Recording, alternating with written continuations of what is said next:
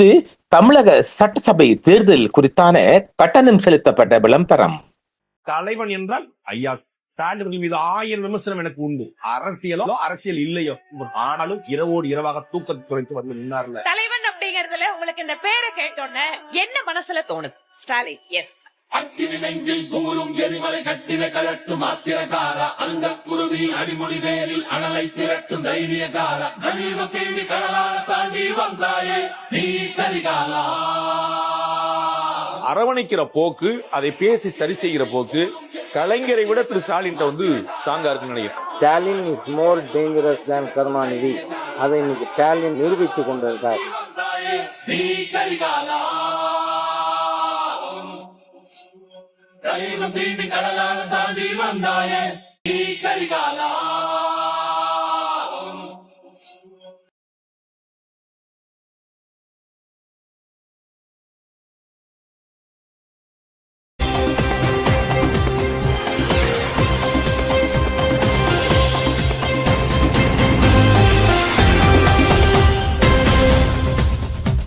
அன்பு நேயர்களே, நாம் இந்த யுத்தம் ஆரம்பிக்கப்பட்ட போதே, வளைகுடா யுத்தம் ஆரம்பிக்கப்பட்ட போதே நாம் சொன்ன விடயம் என்னென்றால், ஈரானின் கை ஓங்குமானால் நிச்சயமாக அமெரிக்கா அல்லது இஸ்ரேல் எப்படியும் ஒரு அணுகுண்டை தூக்க வேண்டிய நேரம் வரும் என்று. அது அநேகமாக அமெரிக்கா செய்யாமல் சின்ன சாத்தானை செய்ய வாய்ப்பு இருக்கின்றது. அது நாம சொன்னமா இல்லையா? நாம தொடர்ச்சியாக நமது காணொலியில சொல்லி வர கருத்து என்னவென்றால், அணுகுண்டு தான் இது மாறும். அணுகுண்டு போராக மாறும் என்பது நாடுகளுக்கு இடையில் இல்லை. ஈரான் தன்னை பாதுகாத்துக் கொள்ள எந்த வித்தையும் செய்யலாம், அது வேறு விடயம். ஆனாலும் ஈரானிடமும் அணுகுண்டு இல்லை என்று எவன் சொன்னார்? ஈரான் பாவிக்கும். அதை நாம தொடர்ந்து சொல்லி வரோம் இல்லை? அது அவனுக்கு தெரியும், இந்த 2 சாத்தானுக்கு தெரியும் அவன் பதுக்கி வச்சிருக்கான், புதைச்சி வச்சிருக்கான்னு தெரியும். ஆனால் இவங்கட கருத்து என்னென்றால், 60% யுரேனியம் சிறைபூட்டல் முடிந்து விட்டது. 90% போனால் அது அணுகுண்டுதான். ஆனா 90 தாண்டி அது வச்சிருக்கும் என்று நாம சொல்லியிருக்கிறோம் ஏற்கனவே. இப்பொழுதோ இந்த போருக்குள்ள நிச்சயமாக இஸ்ரேல் தான் அணுகுண்டு தூக்க போகுது. அதுக்குரிய சிக்னல் கிடைச்சிருச்சு, அந்த செய்தி தான் தரப்போறோம். இப்ப நாம் தொடர்ந்து சொல்லுவது என்னவென்றால், ஈரானும் பாவிக்கும். இப்ப அணுகுண்ட போடுவது அதாவது 2 விடையும் இப்ப கையாள போறாங்க. ஒன்று அணுகுண்ட கொண்டு போடுவது, இல்லாட்டி அவங்களோட புஷர் ஒன்று இருக்குல்ல, அதாவது இவங்களோட ஈரான் புஷர் என்ற ஒரு அணு பிளான் இருக்குல்ல, அவங்களோட நியூக்ளியர் பிளான், அந்த பிளான்ட புள்ள அடிச்சால் அதுல அணுக்கசிவு ஏற்படும். இப்ப அந்த அணுக்கசிவு ஏற்பட்டா ஈரானுக்கு மட்டும் தாக்கம் இல்லை. இப்ப இந்த யுத்தத்தை செய்ய சொன்னார்கள் இந்த பன்னாடைகள், இந்த காட்டரபிகள், அவங்களுக்கு தான் முதல் பாதிப்பு. ஈரான் சும்மா மடத்தனமா அந்த இடத்த கொண்டு வைக்கல. ஈரான் புஷர் இருக்கு இல்லையா, அந்த புஷர் நியூக்ளியர் பிளான் வந்துகிட்டு இருக்கிற அமைவிடம் அப்படி அந்த அளவுக்கு தான் இருக்காது. அப்ப அதுக்கு முன்னாடி இப்ப இன்று அமெரிக்க மெந்தல் கொடுத்த காலக்கெடு இன்று இரவு இலங்கை நேரப்படி 8 மணிக்கு முடிந்து விடுகிறது. 8 மணிக்கு பிற்பாடு எந்த விடயமும் நடக்கலாம். இங்கு நாம் சொல்லுகின்ற அணுகுண்டு போர் நடக்கலாம், இல்ல அணுகுண்டு தாக்குதல், அணுகுண்டு போர் அல்ல, போருக்குள் அணுகுண்டு. அப்ப அணுகுண்ட போடுவது யாரு? அமெரிக்கா. நாம் ஏற்கனவே சொல்லியிருக்கிறோம், ஈரானின் கை, ஈரான் இப்ப எல்லா இடம் வெற்றி தான். ஈரான் கை ஓங்குமானால் அணுகுண்ட போட்டுதான் மட்டமாக்கணும். ஆனா நீங்க போட்டு அவன் சும்மா இருப்பானா? அவன் அனுப்புற ஏவுகணை, இப்ப கிளஸ்டர் குண்டு வைக்கிற இடங்கள்ல அணுகுண்டு வச்சுட்டா என்ன ஆகும்? இது மிகப்பெரிய ஒரு சவாலான விடயம். அதற்கு முன்பாக இன்றிரவு இலங்கை நேரப்படி இரவு 8 மணிக்கு இல்லையா அந்த தாக்குதல் நடைபெற வாய்ப்பு இருக்குன்னு சொன்னோம் இல்லையா? இப்பொழுது துருக்கியில் ஒரு முன்னோட்டமாக இஸ்ரேலிய தூதரகத்துல ஒரு துப்பாக்கி சூடு, அவங்க துருக்கியில இஸ்ரேல் எம்பேசி இருக்குல்ல, அதுல துப்பாக்கி சூடு 3 துப்பாக்கிதாரிகள் கொல்லப்பட்டிருக்கிறாங்க. அவங்க கொல்லப்பட்டவங்க ஈரான்காரங்க தான் இருப்பாங்க. அப்ப ஈரான்காரங்க தான் அதுல கொல்லப்பட்டிருப்பாங்க. ஈரானுக்கு ஆதரவானவங்க, இல்லாட்டி ஈரான்காரங்க, இல்லாட்டி ஈரான் உளவுக்காரங்க, எப்படி பார்த்தாலும் அவங்களோட இஸ்ராயேல் எம்பேசிய தாக்கினத்துல 3 ஈரானிய துப்பாக்கிதாரி தான் வேற ஏமாறப்படுறாங்க. அந்த இடம் தான் இப்பொழுது இந்த செய்தி படிக்கும் போது வந்த செய்தியா பார்க்கின்றோம். அது ஒரு புறம் இருக்கு.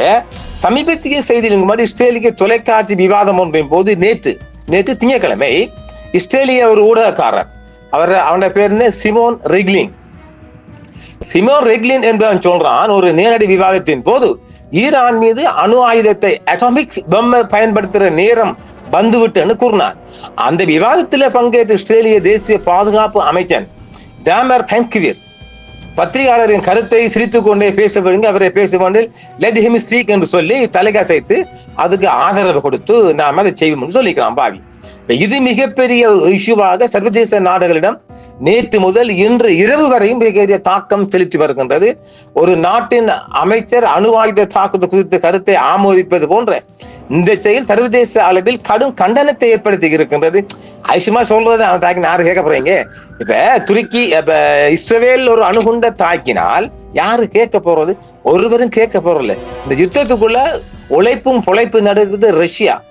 அப்ப சைனாக்கு மிகப்பெரிய தொழில்துறைக்கான எரிபொருள். ஆக சில விடயங்கள் கொடுத்தாலும் ஈரான் தனித்து நின்று எதையும் சாதிக்க வேண்டும். இதேவேளை இஸ்ரேல் பொதுவாக தனது ஆயுத இருப்பை குறித்து ரகசியத்தன்மையை பேணி வர்ற நேரத்தில ஒரு பொது மேடையில் ஒரு அமைச்சன் இப்படி பேசி இருப்பது என்பது மிகப்பெரிய கண்டனம் தெரிவித்து வரும் உலக நாடுகள் மத்தியில உடனடியாக துருக்கியும் தன் கண்டனத்தை சொல்லியிருக்கிறார். வாங்க நாம செய்திக்குள்ளே போவோம். எப்படி பார்த்தாலும் இந்த இரவு அநேகமாக 2 விடயம் இருக்குது. ஒன்று, இஸ்ரேல் தான் அணுகுண்ட தூக்கி போட வாய்ப்பு இருக்குது. இஸ்ரேல் அந்த டிமோனா இருக்குல்ல, அந்த டிமோனாவை ஈரானால வெற்றி பெற முடியாது. என்றால் அது பூமிக்கு அடியில் புதைத்து வைக்கப்பட்ட இடத்திலிருந்து எடுப்பதற்கு நம்ம ஏற்கனவே சொல்ல B2 அந்த பங்கர் பிளாஸ்ட் குண்டு வங்கிட்ட இல்லை, ஈரானிடம் இல்லை. இனிமே செய்யலாம் என்றால் அவங்களோட ஏற்கனவே கடந்த 12 நாள் தாக்குதலும் போது வெடிக்காத B2 குண்டு இருக்கு அவங்ககிட்ட. அது அமெரிக்காவோட அந்த குண்டை வெட்டி ஆபரேஷன் பண்ணி வேண்டிய வேலை செஞ்சு கொண்டிருப்பாங்க. இப்ப கொஞ்ச காலத்தை அதையும் செஞ்சு எடுக்கலாம். வாங்க நாம செய்திக்குள்ளே போயிடுவோம். மிகப்பெரிய பேசுபொருளாகவும் பெரிய ஒரு இசு செய்தியாகவும் உலகம் முழுவதும் கண்டனம், அச்சம், பயம் எல்லாம் ஏற்படுத்தியிருக்குது. பார்ப்போம். இஸ்ரேல் பொதுவாக தனது அணு ஆயுத இருப்பு குறித்து ரகசியத்தன்மை பேணி வரும் நிலையில் ஒரு பொது மேடையில் அமைச்சரின் இத்தகைய எதிர்வினை பெரும் பரபரப்பை ஏற்படுத்தி இருக்கின்றது. ஈரான் மீது அணு ஆயுத தாக்குதல் நடத்த பத்திரிகையாளர் வலியுறுத்த இஸ்ரேலிய அமைச்சர் தலைகசைத்து ஆமோதித்திருக்கின்றார். ஈரான் மீது அணுகுண்டு பயன்படுத்த வேண்டும் என ஒரு இஸ்ரேலிய பத்திரிகையாளர் பகிரங்கமாக அழைப்பு விடுத்துள்ளார். அதாவது அணுகுண்டை பயன்படுத்த வேண்டிய நேரம் வந்துவிட்டது என்று அவர் சொன்னதுக்கு நாங்க அந்த நிகழ்ச்சிக்கு அவர் தலையசைத்திருக்கின்றார். இந்த அதிர்ச்சியூட்டும் உரையாடல் ஒரு இஸ்ரேலிய தொலைக்காட்சி சேனலில் ஒளிபரப்பப்பட்டது. நேற்று ஒளிபரப்பாயிருக்குது. தெஹ்ரான் மீது அமெரிக்காவும் இஸ்ரேலும் தொடர்ந்து நடத்தி வரும் போருக்கு மத்தியில் அணு ஆயுத அச்சுறுத்தல்கள் குறித்த சர்வதேச கவலையை இது தூண்டியுள்ளது. ஈரான் மீது அணு ஆயுதத்தை பயன்படுத்த வேண்டும் என்று ஒரு பத்திரிகை பரிந்துரைத்ததால் இந்த வாரம் இஸ்ரேலிய தொலைக்காட்சியில் ஒரு கவலை அளிக்கும் யோசனை ஒளிபரப்பப்பட்டிருக்கின்றது. ஒரு இஸ்ரேலிய சேனலில் பேசிய பத்திரிகையாளர் சிமோன் ரெக்லின் தீவிரவாதத்திற்காக ஏற்கனவே சர்வதேச அளவில் தடை செய்யப்பட்டவரான தேசிய பாதுகாப்பு அமைச்சர் டாமர் பென்கிரை நோக்கி ஈரான் மீது இஸ்ரேல் அணுகுண்டை பயன்படுத்திய நேரம் வந்துவிட்டது என்றும் ஈரான் மீது இஸ்ரேல் அணுகுண்டை பயன்படுத்த வேண்டிய நேரம் வந்துவிட்டது என்று அறிவித்துள்ளார். நிகழ்ச்சி தொகுப்பாளர் பென்கிரிடம் அவரது கருத்தை கேட்ட போது அமைச்சர் புன்னகைத்து அவர் பேசட்டும் என்று பதிலளித்தார். இதன் மூலம் அந்த பத்திரிகையை அந்த அறிக்கையை அவர் திறம்பட ஆதரித்தார். பாருங்க எங்க வருது என்று சொல்லி, அணு ஆயுத தாக்குதல் உயிர்களை காப்பாற்றும் என பத்திரிகையாளர் ரெக்லின் தெரிவித்தார்.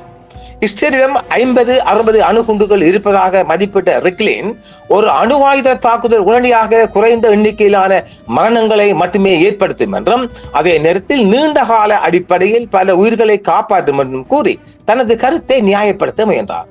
இந்த கருத்துக்கள் பொறுப்பற்றவை மற்றும் இனப்படுகொலைக்கு நிகரானவை என்று பரவலாக கண்டிக்கப்பட்டுள்ளன. இது முன்னர் காசாவை நோக்கி பயன்படுத்தப்பட்ட இதே போன்ற தீவிரவாத பேச்சுக்களை பிரதிபலிக்கின்றது. பத்திரிகையாளரின் கருத்துக்களுக்கும் பதிலளிக்கும் விதமாக பென்கிர் சிரித்துக் கொண்டிருந்தார். ஈரான் மீதான அமெரிக்க இஸ்ரேல் போர் தொடர்ந்து தீவிரமடைந்து வரும் நிலையில் தற்போதைய மோதலில் அணு ஆயுதம் ஏந்திய இஸ்ரேலின் பங்கு குறித்து இந்த உரையாடல் அவசரமான கேள்விகளை எழுப்பியுள்ளது. வரம்பு மீறிய படை பலத்தை பயன்படுத்துவதை தொடர்ந்து கண்டித்து சர்வதேச சட்டத்தை மதிக்க வேண்டும் என்று அழைப்பு விடுத்து வரும் துருக்கியை பொறுத்தவரை அணு ஆயுத பயன்பாடு குறித்து எந்த ஒரு அச்சுறுத்தலும் ஆழ்ந்த கவலையை அளிக்கிறது என்றும் அங்காரா நீண்ட காலமாக அணு ஆயுதமற்ற மத்திய கிழக்குக்காக பாதித்து வருகிறது என்றும் தெரிவித்துள்ளது. அமெரிக்க அதிபர் டொனால்ட் ட்ரம்ப் ஈரான் விவகாரத்தில் ஒரு சுழலுக்குள் சிக்கியுள்ளார். நாமளும் பலமுறை சொல்லிட்டோம் இல்லை என்ன ஆரம்பத்தில் சொன்னோம், ஈரான் இஸ்ரேலின் மிகப்பெரிய ஒரு அணுங்க பிடிக்குள் மாட்டிக்கிட்டது இந்த மெண்டல். அவர் முரண்பாடான அறிக்கைகள் மூலம் போரை தவிர்த்து நெருக்கடி தகவல் தொடர்பை கையாள முயற்சிக்கிறார். ஆயினும் அதன் போக்கு ஏறக்குறைய வடிவம் பெற்றுள்ளது என்றும் வெற்றியை அறிவிப்பதன் மூலம் இந்த விவகாரத்தை கூடிய விரைவில் முடிவுக்கு கொண்டு வர விரும்புகிறார் என்றும் ஆரம்ப நாட்களில் 4-5 வாரங்கள் அப்புறம் 48 மணி நேரம் நீடிக்கும் என்றும் அவர் கூறியிருந்தார். அந்த கெடு காலம் இன்றிரவு முடிவடைந்து விடுகிறது. ஆகவே ட்ரம்புக்கு ஹார்முஸ் ஜலச்சந்தி தடை நீக்கப்பட்டு விட்ட நிலையில் அவர் ஏன் இன்று போரை முடிவுக்கு கொண்டு வரவில்லை என்ற கள நிலவரத்தை பார்த்தால் ஈரான் இன்னும் சரணடையாத நிலையில் தோல்வி என்ற எண்ணத்துடன் உடைக்கும் விதமாக வரையறுக்கப்பட்ட இலக்கு வைக்கப்பட்ட தரைவழி நடவடிக்கை மூலம் தனது வெற்றியை அறிவிக்க அவர் விரும்புகிறார் என்றும் இஸ்ரேலிடமிருந்தும் அழுத்தம் உள்ளது என்றும் பார்க்கப்படுகிறது. இஸ்ரேலுக்கு கால அவகாசம் தேவைப்படுகிறது. நான் நிறுத்த மாட்டேன். இஸ்ரேல் மல்லுக்கு நிற்கிறாது, மல்லுக்கட்டிக்கு நிற்கிறாங்க, நிறுத்த மாட்டோம். இந்த போரை இஸ்ரேல் தான் தொடங்கியது. ட்ரம்பை ஒரு இலக்காக கொண்ட அதே வேளையில் இஸ்ரேல் பின்னாளிக்கு தனது சொந்த செயல் திட்டங்களை தொடர்கிறது என்றும் பேச்சுவார்த்தைக்கான வாய்ப்பு இருந்த போது நீங்கள் போர் நிறுத்தம் செய்தாலும் நான் லெபனானில் நிறுத்த மாட்டேன் என்று இஸ்ரேல் தொடர்ச்சியாக கூறி வருகிறது. அவர் தெற்கு லெபனானில் மக்கள் தொகையை குறைத்து அதை இணைத்துக் கொள்ள முயல்கிறார். இஸ்ரேல் 2 நாடுகளிடமிருந்து நிலத்தை கைப்பற்ற முயல்கிறது என்றும் இருப்பினும் அவர் இத்தோடு நிறுத்த விரும்ப மாட்டார் என்ற குறிப்பிடத்தக்க கவலைகளும் ஆய்வுகளும் இருந்து வருகின்றது. இதேவேளை இப்பொழுது அமெரிக்காவின் திட்டம் என்பதும் இஸ்ரேலின் திட்டம், அமெரிக்கா திட்டத்துக்கு அப்பால் இவங்களோட பிளான், அதாவது Iran Bushehr nuclear power plant இருக்கு இல்லையா, located in the Persian Gulf coast, அந்த கடற்கரையில அவங்களோட வளைகுடா கடற்கரை ஓரமா தான் அமைஞ்சிருக்கானுங்களா. அவங்களோட நடான்ஸ் இருந்தாலும் இஸ்பஹான் இருந்தாலும் தெஹ்ரான் நியூக்ளியர் ரிசர்ச் இருந்தாலும் இந்த புஷர் நியூக்ளியர் பிளான்ட்டுக்குலாம் சரக்கு இருக்குன்னு சொல்லி ஈரானை இஸ்ரேல் சந்தேகப்படுது. அதனால் இந்த புஷர் மீது ஏற்கனவே 8 தாக்குதல் நடந்தாலும் ஒரே வாரத்தில் 4 தாக்குதல் தொடர்ச்சியா நடந்திருக்குது. இந்த நிலைமையில இந்த தாக்குதல் குறித்து ஈரான் என்ற பொறின் அமைச்சர் அரக்சி இருக்காருல்ல, அவர் ஒரு செய்தியை உலகத்துக்கு சொல்லி ஐநா கிட்ட சொல்றாரு, நீங்க பாருங்க யுக்ரைன்ல வந்துட்டு ஷபோர்ஷியா தாக்கப்பட்ட போது, மொஸ்கோ ரஷ்யாவால் தாக்கப்பட்ட போது உலகம் கண்டித்தது, மிகப்பெரிய எதிர்ப்பலையும் வந்தது. ஆனால் புஷர் பிளான் மீது 8 தாக்குதல் நடத்தப்பட்டும் ஒரே வாரத்தில் 4 தாக்குதல்கள் நடந்த போதும் உலகம் அதை கண்டுகொள்ளவில்லை. ஏனென்றால் பாதிக்கப்பட போவது ஈரான் என்ற ஒரு முஸ்லீம் நாடும் வளைகுடா முஸ்லீம் நாடும் பாதிக்கப்படுவது முஸ்லீம். அதனால யாரும் கண்டுகொள்ள மாட்டேங்கன்னு அரக்சி தெளிவாக சொல்லியிருக்கின்றார். சரி, இப்ப புஷர் நியூக்ளியர் பவர் பிளான் மேல ஒரு தாக்குதல், அவங்களோட B2 பம், என்னது பிளாஸ்டர், பங்கர் பிளாஸ்டர் கொண்டு கொட்டிவிட்டார். அது ஒரு கசிவு ஏற்பாடும் இல்லையா? அப்ப கசிவு ஏற்பாட்டால் முதல் பாதிக்கப்படுறது எந்த நாடு தெரியுமா? குவைத் தான். அதுதான் குவைத்தில் வந்து மடியில கட்டி அடிச்சுக்கிறாங்க. குவைத், பஹ்ரைன், கட்டார், அமீரகம், சவுதி அரேபியா, ஒமான், இந்த 6 நாடும் பாதிப்படைங்க லீக்கால். எப்படி? இப்ப இது இந்த அணுக்கசிவு என்பது சும்மா அணுக்கதிர் வீச்சுக்கள் வளைகுடா முழுவதும் தாக்கும், காற்று வீசும் திசையெல்லாம் தாக்கும். அப்ப அணுக்கதிர் தாக்கம் ஏற்பட்டால் ஒன்று காற்று வழியாக மக்களை தாக்கும், கடல் வழியாக நீர்நிலைகளை தாக்கும். அப்ப நீர்நிலை என்பது கட்டார் என்பது கடல் நீரைத்தான் குடிநீரா மாத்தி இருக்கிறாங்க, டீப்ளான்டேஷன். அப்ப அதுல எல்லாம் தாக்க போனா அவங்களுக்கு நீர் பற்றாக்குறை ஏற்படும். அப்ப இஸ்ரேலுக்கு இதெல்லாம் தெரியாம இருக்குமா? அவனுக்கு எல்லாம் தெரியும் தானே. அது எப்படி போனாலும் நம்ம ஜெயிக்கணும் என்ற ஒற்றை கால நிற்பவன் தான் இஸ்ராயேல். அவன் கால நக்கித்தானே அங்க நிக்கிறாங்க. அப்ப பாதிப்படைய போறாங்க. அப்ப இதுல பாதிக்கப்பட போது வளைகுடா இஸ்ரேலுக்கு குறையத்தான் வரும். அது ரொம்ப தூரமே. அப்ப அணுக்கசிவு ஒன்று ஏற்பாண்டால் முதல் பாதிப்பது குவைத் தான். அப்ப அங்க என்ன நடக்கும்? அப்ப அதாவது மக்களுக்கு மூச்சு திணறல்கள், கடல் முற்றாக விஷமானால் கடல் நீர், கடல் மீன்கள் எல்லாம் போயிடும், கேன்சர் நோய் உருவாகும், மனிதர்களின் தோல் உரிந்து போய்விடும், மிகப்பெரிய மூச்சு, அப்ப மரணங்களும் ஏற்படும். இந்த நிலைமையில தான் இவங்களோட நெகஃப் நியூக்ளியர் ரிசர்ச் சென்டர் மீது, டிமோனா மீது ஈரான் தொடர்ச்சியா தாக்குறாங்க. அது அசைக்கல. அது டிமோனா மீது இவங்கள்ட B2 பங்கர் பிளாஸ்ட் இல்ல தானே, அதனால அதை தாக்கல. அதாவது இந்த புஷர் நியூக்ளியர் மேல இவங்க தாக்குறது என்றால் இந்த கழிவு பொருள் இருக்கும், இந்த யுரேனிய கழிவு பொருள் இருந்தாலும் அதுவும் தாக்குதல் தொடுக்கலாம் இல்ல. அப்ப இந்த புஷர் மீது நல்ல ஒரு தாக்குதல் போட்டு ஒரு கசிவு ஏற்பட்டால் அந்த கழிவு பொருள் கூட தாக்கத்தை ஏற்படும். அதனால தொடர்ந்து தாக்குறாங்க. அவங்களோட குறுகிய அதுதான். அப்ப ஆக கடல் நீர்ல பாதிப்பு வரும், குடிநீர்ல பாதிப்பு வரும், உங்களோட வீடு நிலங்கள்லாம் பாதிப்பு வரும். காரணம் என்னென்றால் இந்த புஷர் பிளான் மீது தாக்குதல் தொடுத்தால் அணுக்கசிவு ஏற்பட போவது குவைத் சிட்டி என்றாலும் அது இருக்கிற அமைவிடம் கடலோர பகுதி. அதான் சொன்னமே பெர்சியன் இந்த வளைகுடா கடல் கோஸ்ட் பகுதி, கல்ஃப் அந்த கடல் கரையோர பகுதி, கரையோர பகுதி. புஷர் பிளான் அமைந்துள்ள இடமான தென்மேற்கு கடல் என்றாலும் கூட அது ஒரு தந்திரமான முறையில ஒரு அறிவுபூர்வமா தான் அவரது வச்சிருக்குது. எங்களை விட நீங்களும் எங்களை எதிர்க்கிறவங்களும் அழிஞ்சு போகணும்னு சொல்லியிருக்கேன். அதுக்காகத்தான் நான் இந்த இரவு பாக்குறேன், இந்த செய்தி வந்த பிற்பாடு பாக்குறேன் 2 லட்சம் மக்களும் அழியலாம். அதான் நான் ராக்கெட் அப்பவே பண்ணிக்கிறேனே நம்ம செய்திக்குள்ள இருக்குது. அப்ப ஈரான் பாதிப்பை விட வளைகுடா நாடுகளையும் அவர்களின் கடல் பகுதியில தான் தாக்கி அழிக்க போகுது இந்த இரவு தாக்குதல். இப்ப இவங்களோட தாக்குதல் என்னவா இருக்க போகுது? புஷர்ல மீது ஒரு தாக்குதல் தொடக்க போறாங்க. அதுல பங்களாதேஷ் வரலாம். அதாவது அமெரிக்கா இதுல முன்னுரமாக தாக்குதல் ஏற்படுத்தினாலும் இவன் இஸ்ராயல்ல குறி என்னென்றால் புஷர் மீது தான் தாக்குதல். அப்ப அவன் டார்கெட் வருகுது. சரி, இப்ப நீங்க இப்படி ஒரு தாக்குதல் நடத்தி அவன் சும்மா இருப்பானா? நிச்சயமாக இந்த கிளஸ்டர் குண்டுகள், கொத்தணி குண்டுகள் வைக்கிற இடங்கள்ல அணுகுண்ட கொண்டு வைக்க போறான் ஈரான்காரன். அநேகமாக இரவைக்கு நீங்க நடத்தினால் விடுவதற்குள் இஸ்ரேல் மீது மனிதர்கள் வாழக்கூடிய நிலை கொண்டு ஈரான் உருவாக்கலாம். இதை நாம் ஒரு எச்சரிக்கையா சொல்லி வைக்கிறோம், ஒரு எதிர்கொருளா சொல்லி வைக்கிறோம். ஈரான் மீது ஒன்று புஷர் நியூக்ளியர் பிளான் மீது ஒரு located in the Persian Gulf கோஸ்ட்ல ஈரான் மீது அல்லது Iran Bushehr nuclear power plan மீது ஒரு தாக்குதல் நடைபெற்று அங்கு ஒரு கசிவுகள் அணுக்கதிர் கசிவுகள் ஏற்பட்டு மக்கள் அழிவுகள் ஈரானுக்குள் ஏற்படுமானால் நிச்சயமாக அதுக்காகத்தான் முஸ்தபா கோமேனி அவங்களோட டிமோனாவை டார்கெட் பண்ணி நேற்றே ஆர்டர் கொடுத்திருக்கிறார். அது நீங்க செய்தி வெளிவந்திருக்கு பார்த்திருப்பீங்க. அவர் முஸ்தபா கோமேனி நாட்டுக்குள்ள ஈரானுக்குள்ள இருக்கிறார். எந்த காயும் இல்லைன்னு சொல்லப்படுது, ஒரு கதை கட்டிவிடப்பட்டதுன்னு சொல்லப்படுது, பார்க்கலாம். ஆக இன்றிரவு நடக்க போறது ஒரு யுத்தம். அது ஈரானுக்குள் 2 லட்சம் மக்களை காவு கொள்ளுமா, 6 வளைகுடா நாடுகளில் மக்களை காவு கொள்ளுமா, இல்ல ஈரான் முற்றுமுழுதாக அணுகுண்ட மூலம் இஸ்ராயீல உலகின் வரைபடத்திலிருந்து அழிக்க போகின்றதா என்பது இன்றிரவு 8 மணிக்கு அமைதியா, தாக்கமா, அழிவா அல்லது பேச்சுவார்த்தை என்ற முடிவுக்குத்தான் இதை நாங்களும் பார்க்கலாம். ஆக விடிந்தால் எதுவாக இருக்குமோ அது நல்லதாக நடக்கட்டும் என்பதும் ஒரு ஆசீர்வாதமாக இருக்கட்டும். நாம் ஏகப்பட்ட செய்திகள் வெளிவந்த வண்ணம் இருந்தாலும் மிக முக்கியமாக நாங்கள் இந்த செய்தியை 7 தினங்களாக படித்து இன்றிரவுதான் அதை நாம் தர வேண்டிய ஒரு நிலைமைக்கு தள்ளப்பட்டிருக்கின்றோம். எல்லா மக்களும் காப்பாற்றப்பட வேண்டும் என்பது அவா. என்ன செய்யலாம்? இது நம் கையில் இல்லை, எல்லாம் அவன் செயல். பார்க்கலாம். ஏனெனில் மிகப்பெரிய அதர பதற மக்களின் உயிர்களை காவு கொண்ட இஸ்ராயல் நாடும் அந்த மக்களும் அதுக்கு ஒரு ஆதரவு தானே.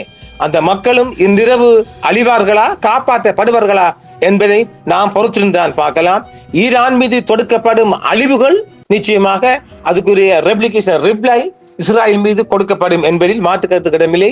அதைத்தான் ஈரான் தொடர்ச்சியாக சொல்லி இருக்கின்றது. நேற்றும் அதற்கான உத்தரவு பிறப்பிக்கப்பட்டிருக்கின்றது முஸ்தபா கொமைனியால். அப்ப அவங்களோட டிமோனா தாக்கப்படலாம். டிமோனா தாக்குறதுக்கு அவங்க வசதி இருக்காண்டால் அதுக்கு நான் ஷூர் இல்லை. ஏனென்றால் அது இருக்கும் அமைவிடம் அப்படி அது தாக்கப்படுமாண்டால். ஆனால் இவங்களோட புஷர் தாக்கப்படலாம்.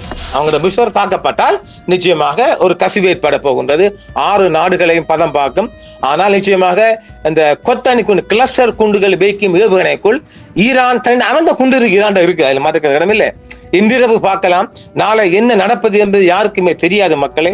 மீண்டும் நாளையும் சந்திப்போம். நன்றி நேர்களே. என்றும் உங்களுடன் சன்ரைஸ் இந்தியா டிவி சப்ஸ்கிரைப் பண்ணுங்கள், பெல் பட்டனையும் கிளிக் செய்யுங்கள். உங்கள் ஆதரவே எங்கள் சேவை. ஆதரவு தாருங்கள், அரவணைப்போம். மறக்காம சர்ப்ரைஸ் பண்ணுங்க. தேங்க்யூ.